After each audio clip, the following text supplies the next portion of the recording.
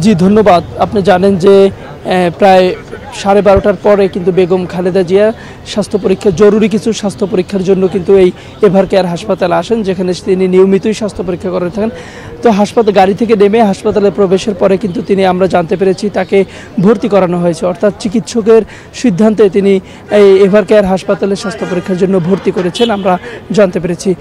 এছাড়া এর আগে কিন্তু তিনি 11:30টার দিকে গুলশান 2-এ তার বাসভবন ফিরোজা থেকে কিন্তু তিনি বের হয়ে এই এভার কেয়ার হাসপাতালে এসেছেন এবং তিনি চিকিৎসার জন্য এসেছেন এবং ভর্তি হয়েছেন। তবে এখন পর্যন্ত আমরা জানতে পারিনি যে নতুন করে কোনো তার শারীরিক সমস্যা দেখা দিয়েছে কিনা বা অন্য কিছু কিনা আমরা জানতে পারিনি। এটি কিছুক্ষণ সময় কিছু পরে তার ব্যক্তিগত চিকিৎসক জাহিদ হোসেন আমাদেরকে ব্রিফ করবেন এই এভার কেয়ার হাসপাতালের সামনে যে নতুন কোনো সমস্যা কিনা, না আগের সমস্যার জন্যই তাকে ভর্তি করানো হয়েছে, এমনটি আমাদেরকে এখানে তার মিডিয়া উইং বা ব্যক্তিগত চিকিৎসক তিনি জানিয়েছেন। তার সঙ্গে আমরা কথা বলার চেষ্টা করেছিলাম।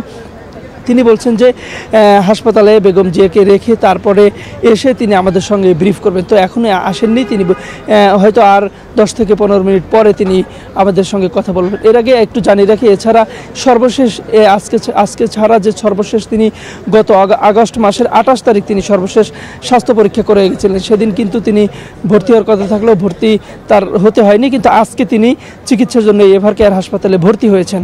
তো এই ছিল আমার কাছে সর্বশেষ তথ্য। জি ধন্যবাদ আপনাকে।